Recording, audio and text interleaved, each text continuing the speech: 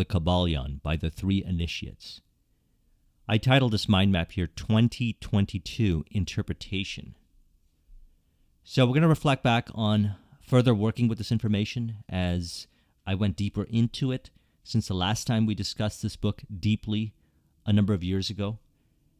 And we're going to go into the 7 Hermetic principles and tie it into experience, as well as look at it as sequential style and integration of all these principles here: mentalism, correspondence, vibration, polarity, rhythm, cause and effect, and gender.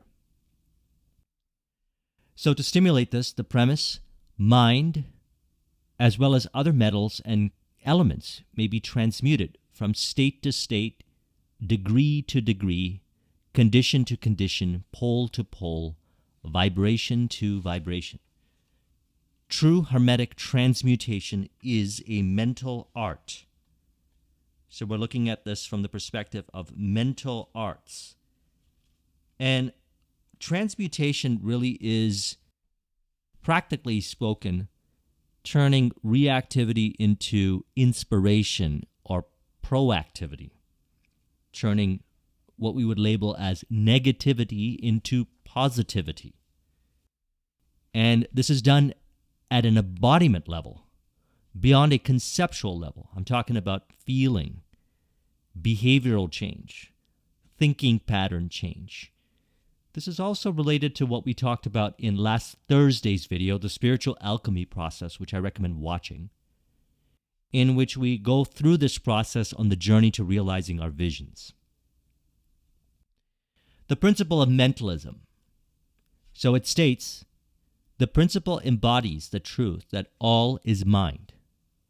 It explains the all, which is the substantial reality underlying all the outward manifestations and appearances which we know under the terms the material universe, the phenomena of life, matter, energy, and in short, all that is apparent to our material senses is spirit, which in itself is unknowable and undefinable, but which may be considered and thought of as an universal, infinite living mind. It also explains that all the phenomenal world or universe is simply a mental creation of the all, subject to the laws of created things, and that the universe as a whole and its parts or units has its existence in the mind of the all, in which mind we live and move and have our being. This principle, by establishing the mental nature of the universe, easily explains all of the varied mental and psychic phenomena that occupy such a large portion of the public attention, and which, without such explanation, are non-understandable and defy scientific treatment. An understanding of this great Hermetic principle of mentalism enables the individual to readily grasp the laws of the mental universe and to apply the same to his well-being and advancement.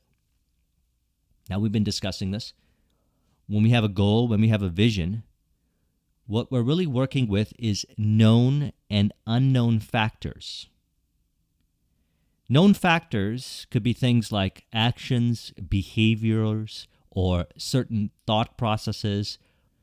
Perhaps it could be something as simple as you know that when you go to certain environments, you feel more inspired, and thus you're able to creatively express in those environments.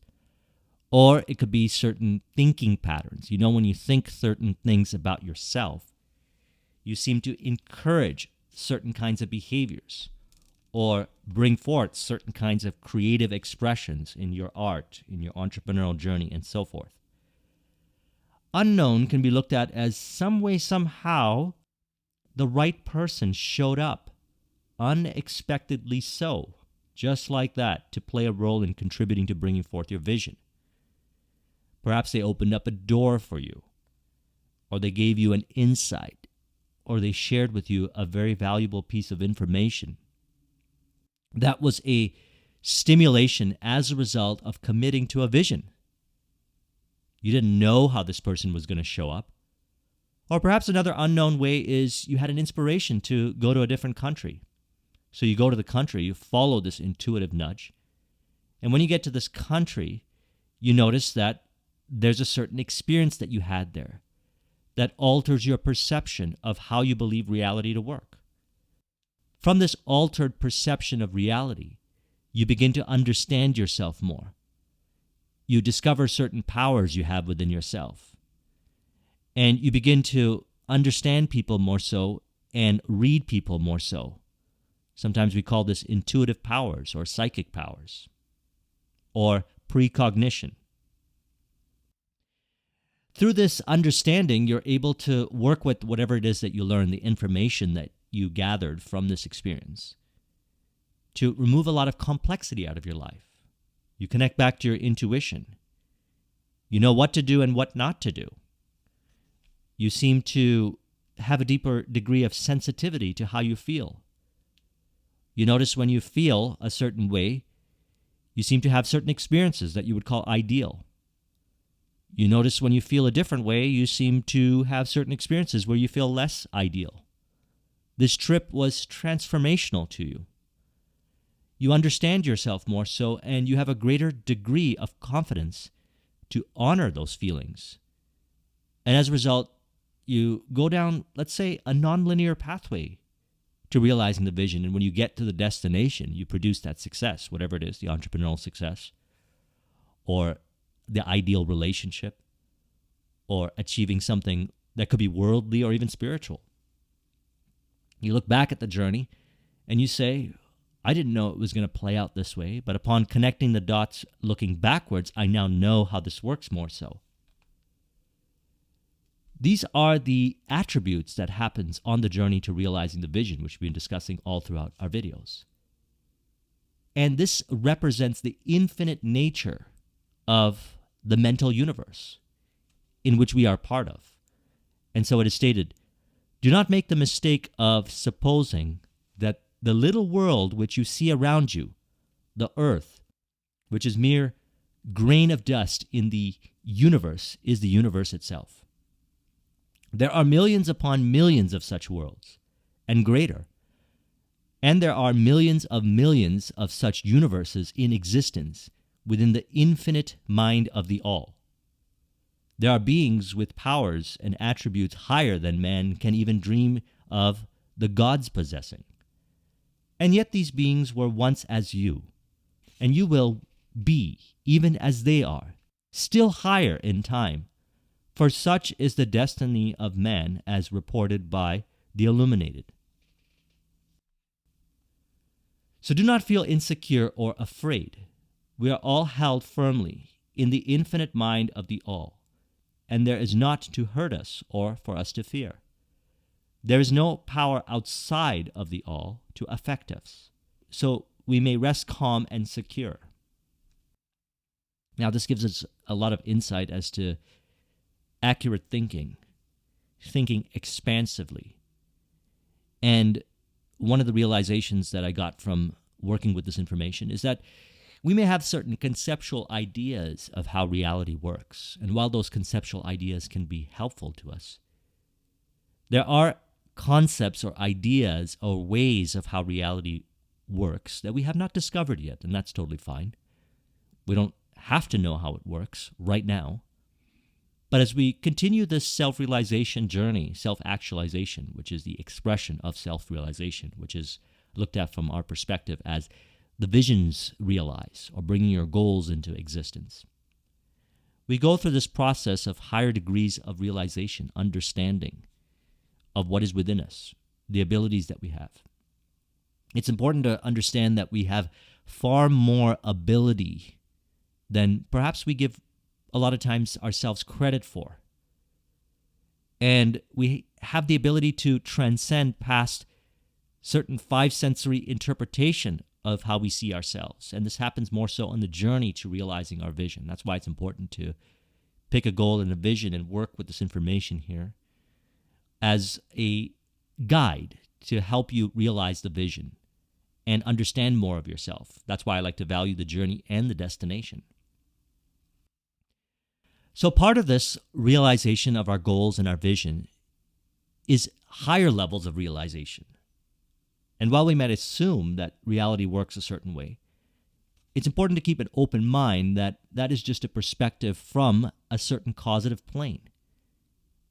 And we will ascend and continue to rise into higher levels of causative plane in mind, further expanding our understanding and integration of the mind of the all, thus becoming more one with the mind of the all. And through the journey of realizing our visions, our goals, we become more lighthearted and fluid and dynamic in our way of being.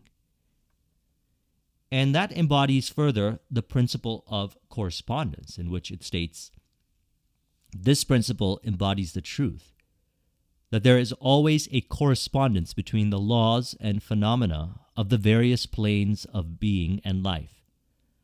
The old Hermetic axiom ran in these words, as above, so below, as below, so above. And the grasping of this principle gives one the meaning of solving many a dark paradox and hidden secret of nature. There are planes beyond our knowing, but when we apply the principle of correspondence to them, we are able to understand much that would be otherwise be unknowable to us. So we want to look at this as every day we know more so, we understand more so. Look back at your journey. Every day you understand how reality works more so. You understand your relationship with everything more so. You understand yourself more so. And it's important to do the things and think the things and encourage this journey, because we're all on this journey, as discussed in the previous principle, rising up to higher levels of being, thus understanding things beyond what we might see as five-sensory interpretation of how reality works. So they say there are planes beyond our knowing, but when we apply the principle of correspondence to them, we are able to understand much that would otherwise be unknowable to us. The principle is of universal application and manifestation on the various planes of the material, mental, and spiritual universe. It is an universal law. The ancient Hermitus considered this principle as one of the most important mental instruments by which man was able to pry aside the obstacles which hid from view the unknown. So they get into discussion of the physical plane, the mental plane, and the spiritual plane. Now, perhaps in earlier stages of the journey, we tend to be more on the physical plane, cause and effect relationships between outer world aspects. If I do this, then there's this certain reaction to what happens for every action. When we change our perspectives on how we go about doing things, we find different causative factors. So let me speak from the entrepreneurial perspective. A person may pick up a book and they may see that there's a certain process for creating entrepreneurial success, as suggested by the book. They integrate what is discussed in the book, and they might not get the results that they wanted. Now, they went down the process of integration, and what they recognize is that following a certain process to produce the results didn't work. Now, they have an option. They can say, did it not really work? Or maybe I'm looking at it from a different perspective.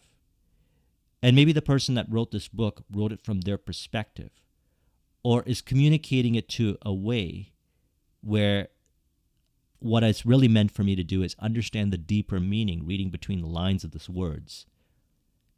So what actually have I learned about myself through this experience? My behaviors, my skills, my environments, my beliefs, my thinking. And tying it back to the mental nature of the universe, did I notice any kind of reactivity, patterns in how I related to people, environment, circumstance, and information? Through the law of correspondence, can I understand myself more so in how I relate to the journey as a result of the experiences that I just had?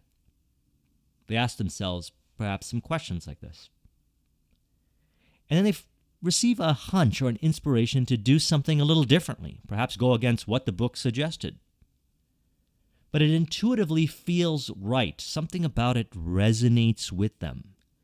It seems to go against conventional knowledge. So they do that thing. They encourage that idea. And some way, somehow, through the journey, they get to the destination. They produce the results.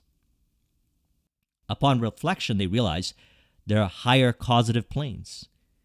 They've essentially tapped into more of a spiritual plane to receive the insights from within, commit to it, and go through a resolution of perhaps some of the reactivity components by changing the relationship within themselves to that element, the way of thinking, element in the physical plane, and relationship in the mental plane.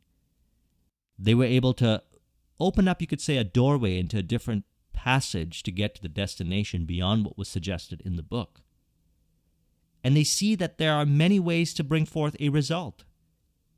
And so they begin to release more from dogmatic thinking, understanding that there's many ways of bringing forth a vision.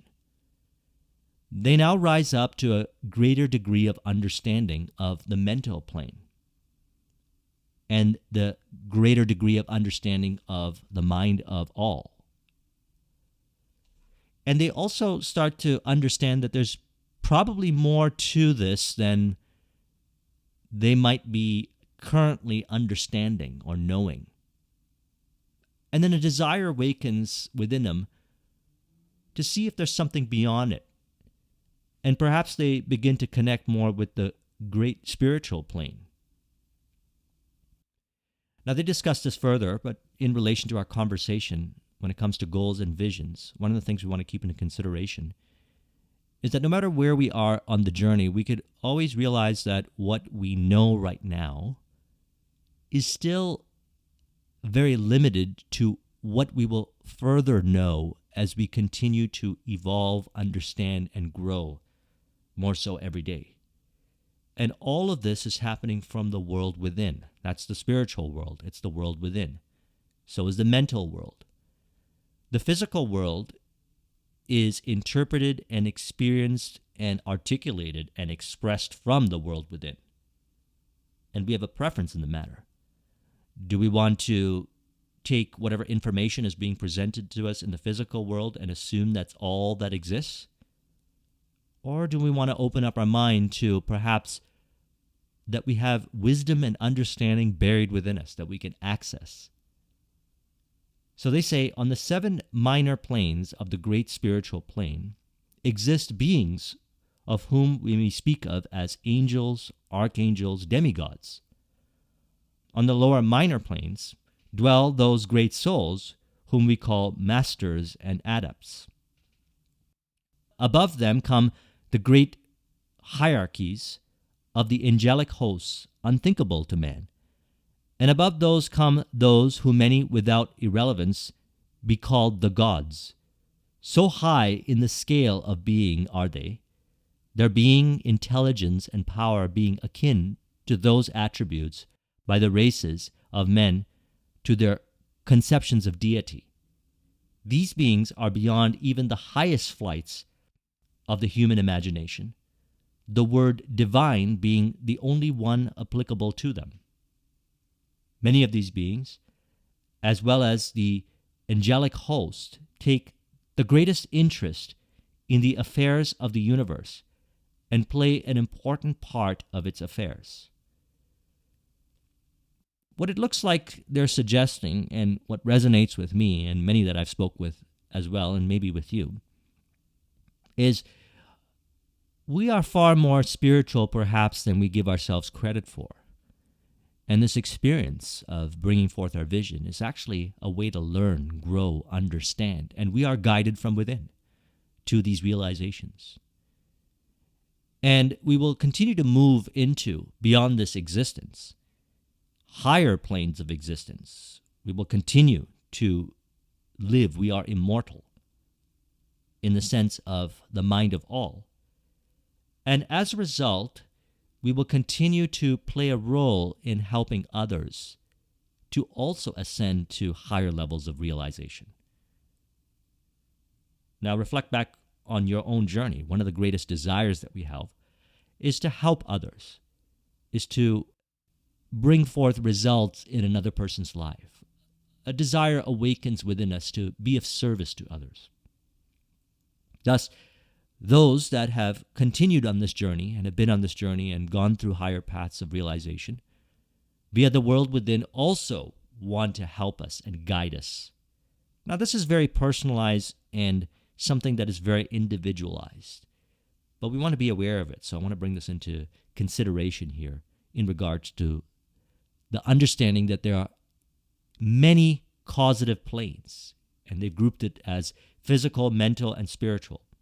And we're just touching into the spiritual plane in this discussion here.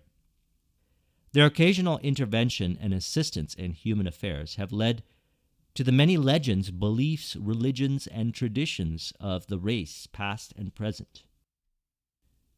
Now, this is important. Individualized journey. I always say this. The spiritual journey is individualized. And go down an internal journey to see, and perhaps one of the things that might happen, as I have discovered on my own journey, is I find connecting the two and two together of the different aspects of esoteric, spiritual, religious texts, and going beyond what is being interpreted by others as to what those texts are saying, into deeper levels of individualized learning and understanding within ourselves, and making sense of it to deeper degrees, and proving it in an equation, experiential learning. So it says, they have superimposed their knowledge and power upon the world again and again, all under the law of the all, of course. So none of this is designed to create fear in us, but actually inner peace, that we're guided within, that we're connected to all, the mind of all, and we are supported. Hunches, inspirations are received within. I always say this, to guide us to the realization of our vision. And so they even say, so do not feel insecure or afraid. We are all held firmly in the infinite mind of the all. And there is not to hurt us or for us to fear. There is no power outside of the all to affect us. So we may rest calm and secure. Now, this is important to reflect upon because perhaps we have identified with certain fear-based thinking, which seems to disconnect us from our inherent connection and oneness with the mind of all, recognizing that all is mind. We are one with the all. And all of this is available via a connection within ourselves, a relationship within ourselves. The internal dialogues, internal spiritual relationship. That although there are many interpretations, this is an internal journey. That's one of the greatest things that I've realized of working with the Kybalion, which, by the way, you can say is a stimulator into the world of Hermetic wisdom. It presents it a certain way, but there are further, deeper elaborations on these concepts in other Hermetic texts, such as the Corpus Hermeticum, or perhaps the Hermetica, Walter Scott translation, which, as we've been doing our Neville Goddard discussions, we've noticed that Neville has brought up the Hermetica a few times and actually even referred to the Walter Scott translation of the Hermetica. We've got the Emerald Tablets and the interpretations of the Emerald Tablets. And even then, what ends up happening is the person builds this internal relationship when they read other spiritual books or esoteric texts, or information contained within the Bible, or the Bhagavad Gita, or any kind of information that we would consider spiritual information, is the light within them begins to guide them into understanding that information. It exists within them. And again, nothing to fear. We want to release from the fear-based interpretations, know that we are guided from within.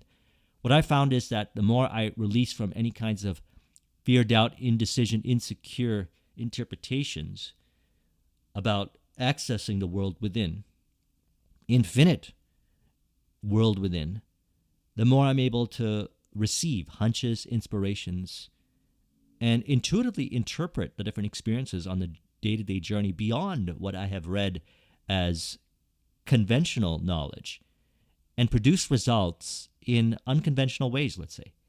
And, what was once unconventional as far as knowledge goes is now conventional knowledge. And we continue this journey of expression from ourselves. So we all play a role in this. All of us play a role. So correspondence. We receive information within.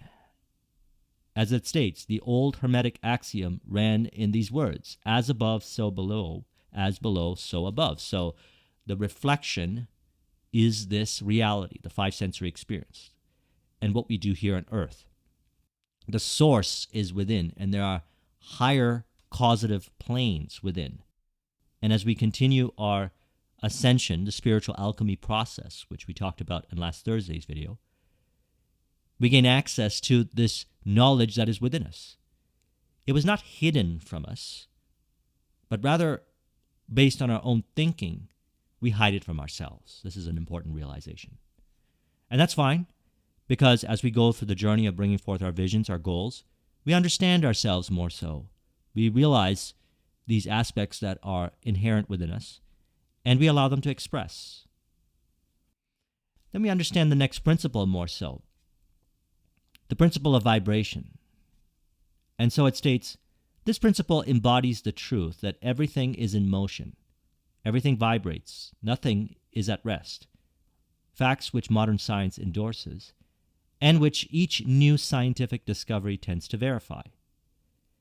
And yet the Hermetic principle was enunciated thousands of years ago by the masters of ancient Egypt. This principle explains that the differences between different manifestations of matter, energy, mind, and even spirit, result largely from varying rates of vibration. From the all, which is pure spirit, down to the grossest form of matter, all is in vibration. The higher the vibration, the higher the position on the scale. The vibration of spirit is at such an infinite rate of intensity and rapidity that it is practically at rest, just as a rapidly moving wheel seems to be motionless. And at the other end of the scale, there are gross forms of matter whose vibrations are so low as to seem at rest. Between these poles, there are millions upon millions of varying degrees of vibration. From electron, atom, and molecule to worlds and universes, everything is in vibratory motion. This reminds me a lot of the work of Nikola Tesla, if we ever study it, or have a desire to study it. We'll see the parallels. And actually related over to one of his quotes. If you want to find the secrets of the universe, think in terms of energy, frequency, and vibration. And so it states, this is also true on the planes of energy and force, but which are varying degrees of vibration, and also on the mental planes, whose states depend upon vibrations, and even to the spiritual planes. An understanding of this principle with the appropriate formulas enables Hermetic students to control their own mental vibrations. The masters also apply this principle to the conquering of natural phenomena in various ways. So a way to understand this at a deeper level and see it very obviously in our day-to-day experience is observe when you are in a certain state of mind. I brought this example up in my previous videos, where intentionally I would go into a certain state of mind, where I felt one with a group of individuals, connected, lovingly so. And I would walk into the room and I would observe them behaving that same way to me, corresponding that same thought process as a result of that state of mind. Some way, somehow, through these principles, changes occurred and reflected accordingly to reveal the congruence of that state of mind. Now, I left the room and intentionally put myself more in an insecure, disconnected state of mind. Went back into the room and I noticed those behavioral patterns and the vibe, and I noticed that people were moving away from me. They weren't resonating. I felt disconnect. This is something that we see in leadership as well. So that's what we want to do to work with this principle of vibration, is to observe how we feel. That's one of the simplest ways of working with this. And so they emphasize that by saying, manifestations of thought, emotion, reason, will, or desire, or any mental state or condition are accompanied by vibrations.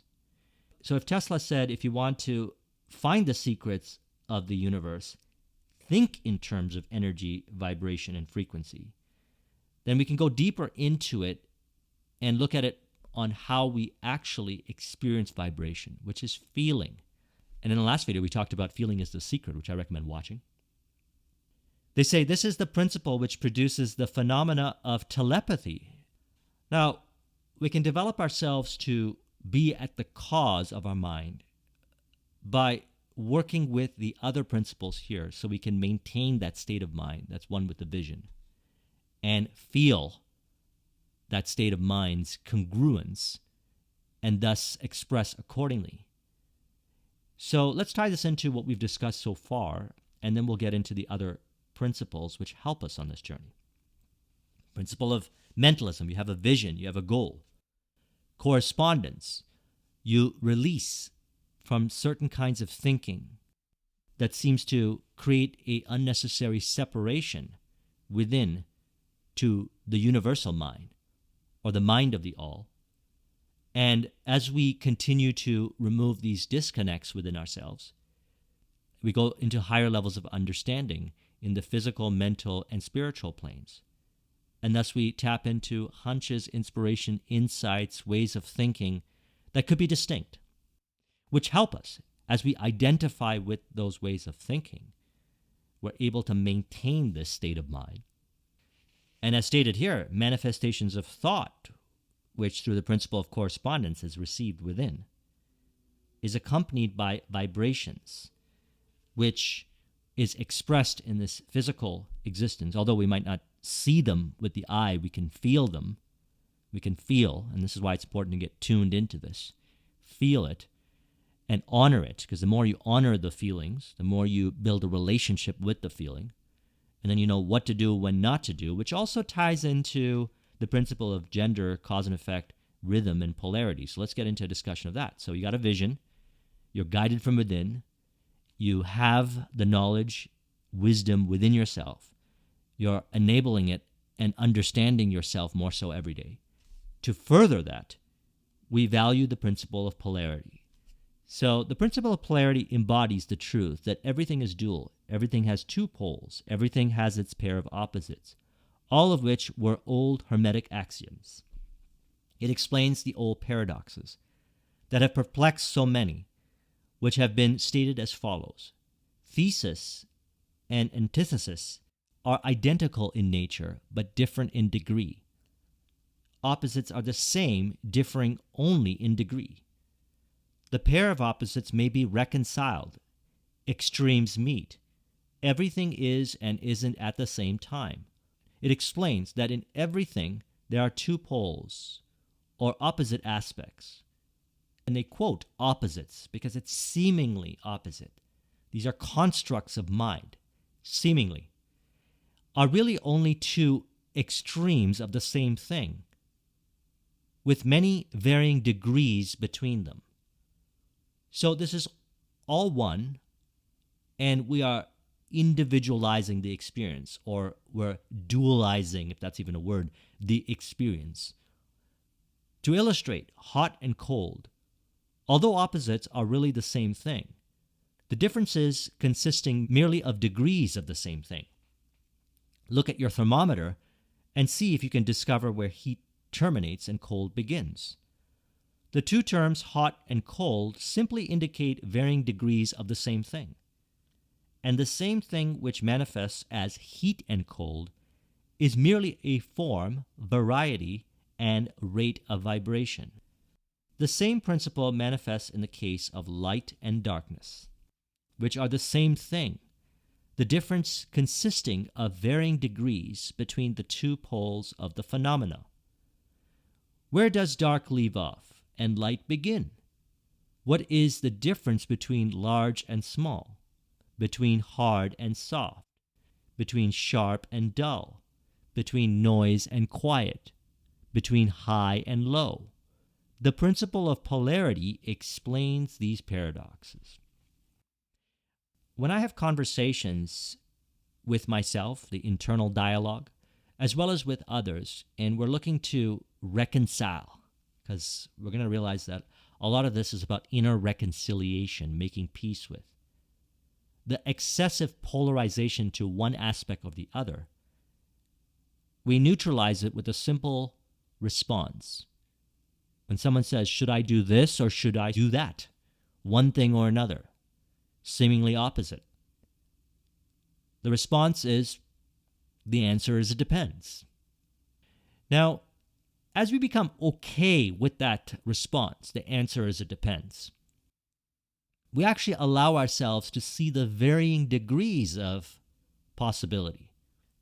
Let's use temperature as an example. If we were in a room and you say, this room is too cold, I would probably say to you, right now the temperature is so-and-so. What would you like me to adjust it to? And then you'd give me a certain temperature that you'd like, and then I would go and adjust it accordingly. It is a varying degree on the way to hot. You wouldn't want me to crank up the heat all the way. You want me to adjust it to a degree. The same is to be said about different aspects of the journey. It says, in short, the art of polarization becomes a phase of mental alchemy known and practiced by the ancient and modern Hermetic masters. An understanding of the principle will enable one to change his own polarity. So the changes are happening within. To the inquiry of that particular statement, the answer is it depends. But go more into a fluidity of mind, which is going to embrace the principle of rhythm next, which we'll talk about in a moment, which helps us better accurately find what we want to identify with. So it's really what we're identifying with. So another example would be relationships. Should I get in another relationship or should I stay in the current relationship? It's still in essence a relationship, but what we're saying is, do we do this or do we do that? Well, maybe you stay in this relationship, or maybe you go into the other relationship. But if I say the answer is it depends, it could be a variation. You would say, how will we do a variation? Well, you say, what is it that you believe that you're going to have in the other relationship in which you're leaving this relationship to have? Or what are the attributes that you're experiencing in this relationship which seems to make you want to believe that the other relationship will be better? And depending on what it is, and it could be a lot of different elements that we converse about, we might end up finding a variation. Perhaps it could be, well, I realize that I actually want to stay in this relationship because I recognize that if I go into the other relationship, I'm going to end up playing out that same theater that I haven't resolved in this relationship. Or maybe you'll say, I no longer want to experience what I am experiencing in this relationship. Only I'll go into the next relationship with the added criteria now. These are the things that I'm looking for before I commit to the next relationship. So clarity within. And so it states, we have shown you that a mental state and its opposite are merely two poles of the one thing, and that by mental transmutation, the polarity might be reversed. The principle is known to modern psychologists who apply it to the breaking up of undesirable habits by bidding their students concentrate upon the opposite quality. If you are possessed by fear, they say, do not waste time trying to kill out the fear, but instead cultivate the quality of courage, and the fear will disappear. So let's also work with the principle of polarity upon reflection of that statement. So a person says, I want to take this direction and start this business. They feel fear, and they seem to be immobilized based on certain kinds of interpretation in relation to the fear within themselves, in which they won't take the necessary action, even though they know it's the action that they would like to take. So they might fight against that fear and force themselves to do it, or they could neutralize the fear by having an inner dialogue of courage. Maybe they have a conversation with someone and they say, well, I want to start this business. So I either have to leave this job and start the business, or I have to stay in this job, one or the other. But I feel the fear seems to be causing me to stay at this job. So we have a conversation about it. And the conversation is to neutralize the energy, or you could say the reactivity in relation to fear, bring them into the accurate feeling, the vibration that's one with alignment with the vision through the conversation. Many ways you can speak yourself into a certain feeling, as we've been discussing all throughout our videos. So we say, okay, well, maybe you don't have to quit your job. Maybe you could do this business part-time. And so they now feel a higher degree of inner peace, and they say, you know what, I can do that. Maybe I'll just do this for a couple hours after work, run this for 30 to 60 days and see how it goes. You know what, this is enough to get me going.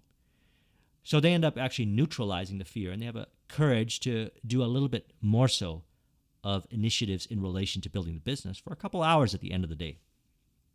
And perhaps they even do it. They do it for about 30 days, and then we continue the conversation. They say, you know what, I've actually realized that now I really do want to leave, because although I'm able to do it for a couple hours a day, at the end of the day, I still believe that I will be far more effective if I was dedicating my time fully to this business. And I'm also reflecting upon my experience, because this was my journey in 2009 when I had this realization. But now they have more courage because they've essentially adopted a variation. A variation was doing the business a little bit on the side. So where the confusion may lie is thinking to do it one way or another, rather than seeing it that there's many varying ways of doing it. And so working with the principle of polarity is through conversation or reflection, finding this varying way within. And we can work with it via the principle of correspondence, going within ourselves and finding the answers within ourselves by first releasing from the fear-based thinking, the reactivity, which seems to polarize us over to, let's say in this case of this individual, staying at the job. And, they will be re-inspired at some point to make the change. And so by understanding that there's a variation, they go down the thread. And maybe they work with that variation. And usually, and this would happen with me as well, as I worked with that variation of working on a business at the end of the day while working full-time in corporate during the day, I then realized that I actually really do want to do the business for whatever the reason may be. Maybe my confidence had gone up or something. But it was easier for me to make that decision after I'd gone through a progression. Now, it can't be done right away. Sometimes we say, the cave you fear to enter holds the treasure you seek, or feel the fear and do it anyway. It's just important to recognize that we do not have to be trapped by our reactivity to certain kinds of interpretations. And we can find a varying scale of interpretation which is accurate and true and resonant. That's the key word, resonant, which allows us to take a step forward in the direction that we would like. Now let's talk about the principle of rhythm, which is something that happens on the journey to realizing our vision. There's a rhythm to life. And so it states, this principle embodies the truth that in everything there is manifested a measured motion to and fro, flow and inflow, a swing backward and forward, a pendulum-like movement, a tide-like ebb and flow, a high tide and a low tide, between the two poles, which exist in accordance with the principle of polarity described a moment ago. So there is a ebb and flow, and one of the ebb aspects is one that we could become very reactive to. And we're looking for more of the flow aspect as described in the variations that we had found through the examples, because that gets us back into the flow again. And by the way, I recommend studying flow, as really flow is one of the ways of overlaying the 7 Hermetic principles, the concepts of flow that we've been discussing all throughout the flow videos. I'll put a link in the description to those videos, is a way of further recognizing where we need to keep one of these principles into consideration on the journey so we can maintain that flow. So again, the principle embodies the truth that in everything there is manifested a measured motion to and fro. And so they say there's always an action and a reaction, an advance and a retreat, a rising and a sinking. This is the affairs of the universe: suns, worlds, men, animals, mind, energy, and matter. This law is manifested in the creation and destruction of worlds, in the rise and fall of nations, in the life of all things, and finally, in the mental states of man. And it is with this latter the Hermetists find the understanding of the principle most important. Because remember, we're working with this stuff at a mind level all throughout this discussion.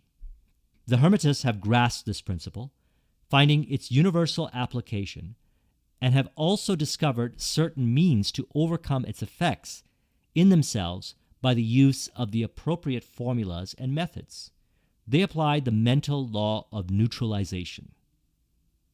So, what we polarize to, we can neutralize via our thinking, through our conversations, really through our thinking, all happening in our mind. We can dialogue with ourselves. We can say, is it really so? The answer is it depends. We may use some neutralizing statements like that to prevent us from excessively polarizing to something in which we may feel immobilized and disempowered in relation to the journey, thus breaking the flow, knowing that the flow is broken based on interpretation within. And recognizing that there is a rhythm helps us be okay with it. And then recognizing that it's okay that there's a rhythm to the journey, an ebb and a flow. If we find ourselves in an undesirable polarization to an aspect of the journey, we can release from the interpretation and get back more into the flow. And it says they cannot annul the principle or cause it to cease its operations, but they have learned how to escape its effects upon themselves to a certain degree, depending upon the mastery of this principle. They have learned to use it instead of being used by it. So that's the key. Use it instead of being used by it. In this and similar methods consists the art of the Hermitus. The master of Hermetics polarizes himself at the point at which he desires to rest, and then neutralizes the rhythm swing of the pendulum, which would tend to carry him to the other pole. So essentially, this is an observation of when we're going about the day, and feeling really is the secret, how we feel, which is related to the principle of vibration, is going to reflect as ideal thinking, behaviors, known and unknown ways of bringing forth our vision. When we maintain it, we will notice it. That's why the emphasis is on maintaining it, doing the things that allow you to maintain it, whatever it is. Think the certain kinds of things, making it a priority. And one of the ways to make it a priority is, if the flow is broken, for whatever the reason may be, is to find the interpretation within and change the interpretations, the beliefs, the assumptions, ideally working with the subconscious mind work, because we want to change this at the subconscious level, because we're looking at the reactivity within the subconscious to make this more natural. And as a result of it, we won't find ourselves being reactive and going into a different thread. Now, this is very powerful in conversations. So as mentioned earlier, I did an experiment consciously as I was working with this kind of information, and I wanted to see what happens. How powerful is this information? One of the ways that I constantly practice this is when I'm in conversation with a person, I observe how I feel. And I also observe what conversations I'm going into and how I feel prior to going into those conversations. And it's very important for me to honor the feeling that would be ideal in relation to my goals, my desires, my visions, and so forth. And one of the things that if during the conversation, if I find myself getting tense and reactive, I notice myself polarizing either to something the person said, a behavior, or any attribute in the environment or in relation to the person. And real time in the moment, I can go in within myself and see what it is that I'm thinking in relation to the thought process and change it, so I can depolarize myself and bring myself back into more of a aligned feeling. And you get better at it with practice, and that's why I recommend public speaking or developing your communication skills and just communicating with people in general, so you can feel, be really present and observe this within yourself, what you're polarizing to, so you can understand what's within yourself. Because remember, this is really working with what's within ourselves here. This is dependent on how we think about ourselves, how we experience ourselves, both consciously and unconsciously, in relation to others. And if you aren't able to do it real time in the moment, then reflect after the conversation and make peace with that attribute within, changing the perspective around, working with the subconscious mind work, such as audio affirmations, self-talk, or conversations with a person who understands this stuff, so they can give you a perspective that you can identify with, so you no longer find yourself being reactive and swayed in a different reaction in relation to that communication attribute. And so they say all individuals who have attained any degree of self-mastery do this to a certain degree, more or less unconsciously. So we want this to become unconscious. Make this a habit. Value that there's a principle of rhythm. Work with the principle of polarity to see what we polarize to. Change our interpretations by working with the mental aspects and also receiving the information within through what we're going to talk about next, cause and effect, which sometimes I refer to as cause and effect reflections. And working with this as a feeling level, so you can feel via the principle of vibration what it is that we're experiencing in the moment, and thus what kind of threads we're on and what we are creating accordingly based on how we feel. Because the feeling has an influence on ourselves as well as our environments and how we relate, and we want to honor that and keep that into consideration. So the principle and that of polarity have been closely studied by the Hermitus, and the methods of counteracting, neutralizing, and as mentioned, one of the ways we can neutralize it is through conversation. We're given the two gifts of speech and mind, as was also discussed, and I brought this up earlier, in the Walter Scott translation and even the Corpus Hermeticum, that we were given the two gifts of speech and mind, so we can work with inner speech to counteract and neutralize and integrate at a deep unconscious level. And so it confirms here, this principle and that of polarity have been closely studied by the Hermitus, and the methods of counteracting, neutralizing, and using them form an important part of the Hermetic mental alchemy. So to help us with this, we have the principle of cause and effect. So let's get into this and look at how we can work with it in a way that helps us bring forth our vision and go through the self-realization and self-actualization process in a lot more of a flow-based, harmonious way. And so it states, the principle embodies the fact that there is a cause for every effect, an effect from every cause. It explains that everything happens according to law, and nothing ever merely happens, that there is no such thing as chance, that while there are various planes of cause and effect, the higher dominating the lower planes, still nothing ever entirely escapes the law. The Hermetists understand the art and methods of rising above the ordinary plane of cause and effect to a certain degree, and by mentally rising to higher planes, they become causers instead of effects. The masses of people are carried along obedient to environment and the wills and desires of others, stronger than themselves. Now this is, when we say stronger than themselves, this is the thinking that they have not yet discovered, that they're identifying with, that allows them to, and the allowing is happening from within, to be carried along obedient to environment, the wills and desires of others. Hereditary suggestions and other outward causes moving them about like pawns on the chessboard of life. So this is important because what we're really doing on this journey is, you could say we are becoming more of who we really are, and we're living life in a way that's really true and ideal to who we really are. And we also want to add that we want to inspire others to do the same thing. Just as mentioned earlier, the higher causative planes.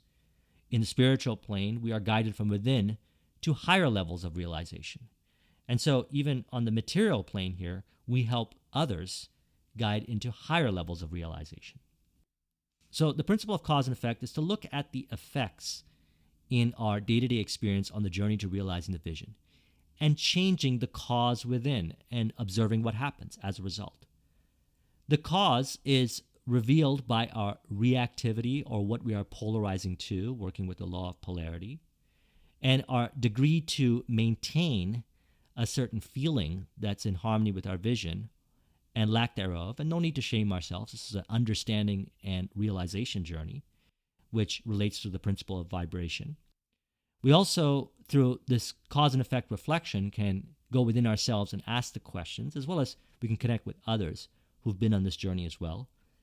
And we can correspond within ourselves into certain levels of realization, bringing forth a higher degree of above into below. So in other words, we are expressing, or we could say creating, onto reality based on what the world within and what we are connected to via our desires is looking to express, which we are one with. So cause is looking at the causes within and the effects on our outer world, our relationship and our experiences with people, environment, circumstance, and information, and adjusting, making peace with, harmonizing within to cause-based thinking that is in harmony with the vision. Then we have the principle of gender. And this principle of gender is about reconciliation. So I've got two images here. We've got yin and yang, and we've got the rebus. So the rebus in mental alchemy is considered to be the end result, and I like to look at this as a continuous journey of reconciliation within, or the great work. It is a result of what happens on the journey within, harmonizing the energies within and seeing them more as one.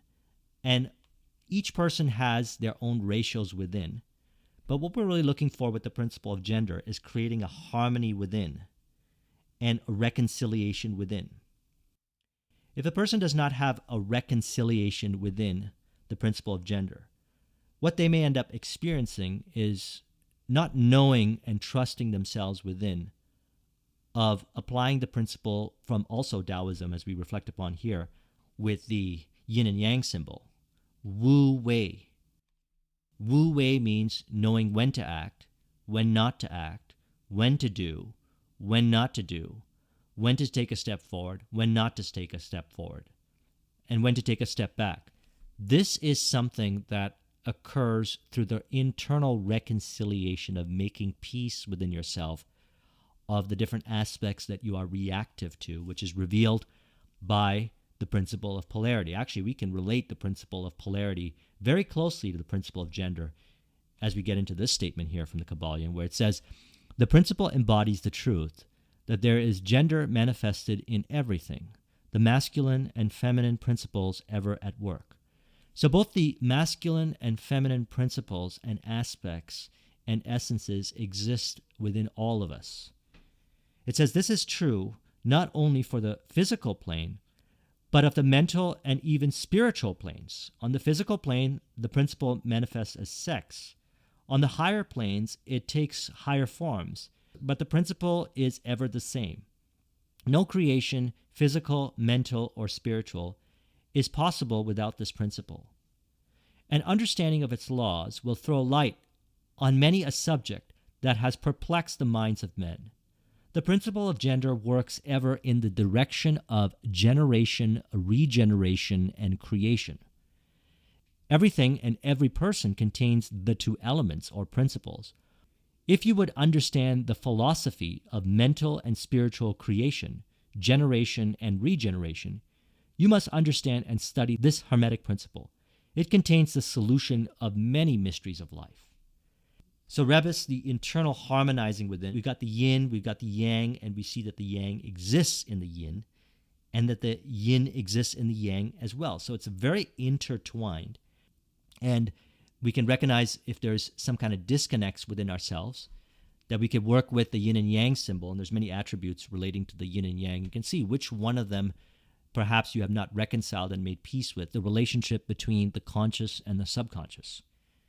As stated here, the part of the masculine principle seems to be that of directing a certain inherent energy toward the feminine principle, and thus starting into activity the creative process. But the feminine principle is the one always doing the active creative work, and this is so on all planes. This is the giving birth to reality upon the impression of the vision unto the subconscious mind. That's how we work with it in mental alchemy. And so during the birthing process, we're more in the process of allowing. Now there is things to do and things not to do, and the answers are found within through the principle of correspondence, as well as observing through cause and effect reflection, the principle of cause and effect, any kind of inconsistencies or thinking that we have not reconciled within ourselves, which is revealed by our reactivity or not allowing ourselves to embrace the rhythm, and that is revealed by what we are polarizing to, understanding that it could be this or it could be that, or the answer may be somewhere in between, such as the examples that were given. And really all these principles, we could discuss them for hours. The best way to work with this information, and I'm sharing with you my realizations, and that's why I decided to do another discussion. I know I've discussed this a while back. Upon working with this information, I understand it more so, because we're recognizing that we're understanding the all more so. So the way to do this is through experiential learning, picking a goal or vision, working with the principles on the journey to realizing that vision, and then we understand these different aspects of the different principles, how it resonates with us, how it makes sense to us in the world within, and through the practical results that are brought forth, or the expression of our vision into reality, and we understand it more so. So let's go into a little bit of the symbolism here in the rebus. We see the circle on which the combined inner reconciliation of the red king and the white queen, representing the masculine and feminine elements combined together as one, working together as one, stand above the sphere, or the circle here, which contains within it a triangle and a square. The square is the material symbol, while the triangle represents the spiritual symbol. And then we also see two numbers there, 4 as well as 3. 4 plus 3 gives us the 7 visible planets here. And we can also relate that over to the 7 days of creation. We also see the 4 seasons, and we see here the red king holding the compass, which represents spiritual qualities. And we also see the white queen holding the square, which represents the material world. So essentially harmonizing and corresponding. And so again, this is a symbol of the magnum opus, otherwise known as the great work. And so what happens is our creative expressions or art become symbols of the great work as we go through this internal journey to realizing our vision, understanding these principles more so, and also going through the internal purification of the mind, which is the reconciliation of cause and effect, gender, as well as embracing rhythm and understanding the varying degrees of polarity and understanding the correspondence between higher planes and lower planes and the relationship. Again, all of this is being worked with in mind.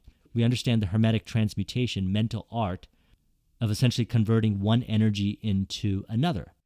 And what ends up happening is a person applies this, reconciles, and goes on this journey within themselves, and it is expressed in their creation, which is the entrepreneurial innovation or artistic expression, dance, theater, sculpting, stories, life experiences.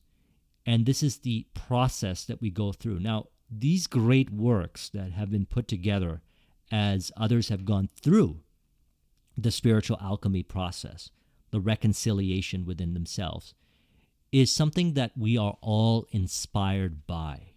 And this also awakens and inspires us to go through the same journey within ourselves, which is another reason why I refer to and I suggest picking a creative expression, a passion project, or an entrepreneurial endeavor, or anything for that matter where you can apply these principles. Because you'll see then it is who you become in the journey that is as valuable as the destination. Now, let's go back to the beginning of the premise here. I know this was a very lengthy discussion. We've gotten into a lot more nuances in working with the Kybalion. And as mentioned, this book is very insightful. However, you can get further into the Hermetic teachings, and there's a lot more to this. And to keep the journey as flow-based rather than getting overwhelmed by the information, it is recommended to apply this information and study this information while on the journey to realizing your vision, experiential learning. So mind, as well as metals and elements, may be transmuted from one state to a state, degree to degree, condition to condition, pole to pole, vibration to vibration. True Hermetic transmutation is a mental art. So we want to get better at, more so every day, going into from one state of mind into another state of mind, consciously so, from degree to degree in polarity as needed, and we can say automatically so, by connecting with how we feel, recognizing that from that feel, it's what we're identifying with, as discussed in vibration, and that feeling is what we are expressing from, which, by the way, is very relatable on the artistic expression journey. Because when you feel inspired, when you're in that feeling of inspiration, you find yourself automatically expressing, automatically projecting onto whatever it is that you're doing, and actually in that state of mind, reconciling. And if you maintain doing those things or practice it more often, you'll find that you'll understand this information more so and go through the reconciliation easily. And in ancient alchemy, they related all these things together. Arts, sciences, chemistry, they saw everything as connected and unified. And through this journey of life, that's what we're doing within ourselves, is reconciling. So let's go ahead and conclude this with an affirmation to further instill this, integrating all the principles, the 7 Hermetic principles. We could say, I recognize that I have the ability to bring forth my vision, and I'm guided within via the principle of correspondence. I see opportunity in what I polarize to identify through the cause and effect relationship, different attributes within myself, find the accurate and true attribute via correspondence to bring me into the feeling that is in alignment with my vision. As I do this, I'm able to align more so with my flow. I'm able to identify what brings me further deeper into flow and able to see what I polarize to, make peace and reconcile, find the answers within myself, into a greater ability to transmute obstacle into opportunity. And through this internal reconciliation, I know what to do, what not to do, when to do, how to do, why to do, more so every day, to maintain the feeling that's one with my vision, which allows me to further understand from the guidance within the process of self-realization, self-actualization, as I bring forth further creative expressions from a place of flow, reconciliation within, and revelation of the great work to inspire others to do the same. If you would like a copy of this mind map, the link is in the description. Thank you very much for watching. I'll talk to you soon. Take care.